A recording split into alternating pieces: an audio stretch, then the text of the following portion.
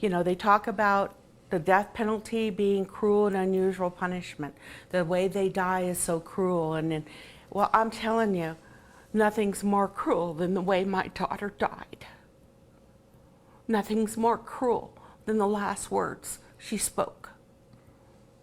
Nothing's more cruel than her trying to live after he did what he did to her. Nothing's more cruel than to be out laying in the desert for 6 months, 3 weeks, and 2 days. Nothing's more cruel to only finding a third of your daughter's body. Nothing's more cruel than to find the lower mandible of her jaw, of her, in a gopher hole. That's cruel. That is cruel. To when you're having your daughter's remains placed in a casket and they're placing the bones that they found in the appropriate areas of where they would lie as she was laying there. That is cruel. That is cruel.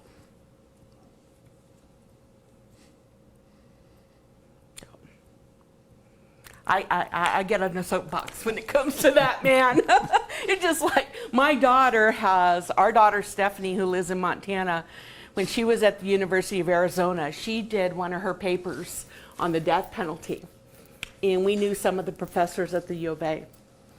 And one of the professors had called one of our attorneys and said, man, you wouldn't believe Stephanie today. She did her oral presentation and you could hear a pin drop in that auditorium. She says she left them speechless. And when she was done, she got a standing ovation for what she did. And she was, she was just 19, 20 at that time, so, when you've lived it's different. Yeah. Someone who hasn't lived what we've lived wouldn't understand the feelings and the emotions that go with it.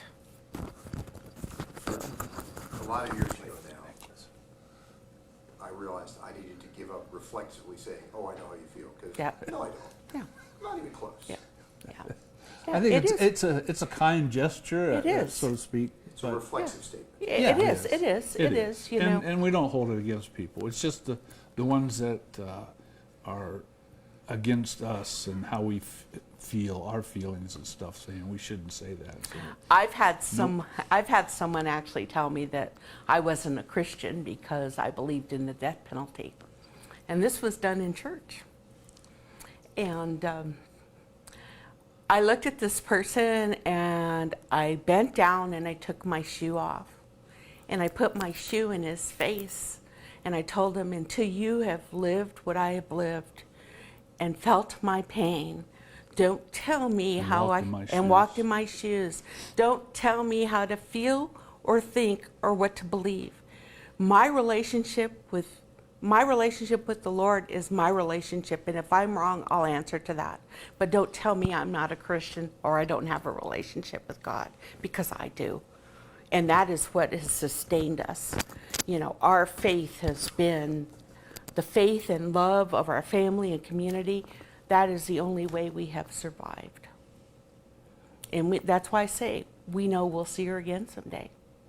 And we know she watches over us all the time. We see her through our grandchildren in more ways than you could imagine. Sometimes in facial expressions and sometimes in little sayings that they had no idea Vicki said those things.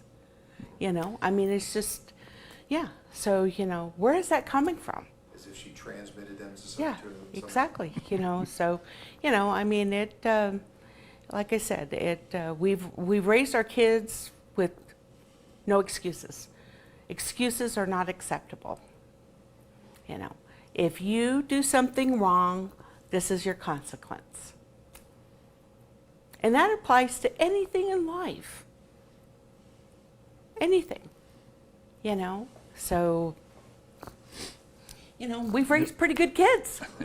Our kids have all turned out really good, and our grandkids are doing really good. And, we have grandkids from the age of 3 all the way to 18. Our oldest just graduated from high school. Well, and that's difficult achievement, even without the challenging background.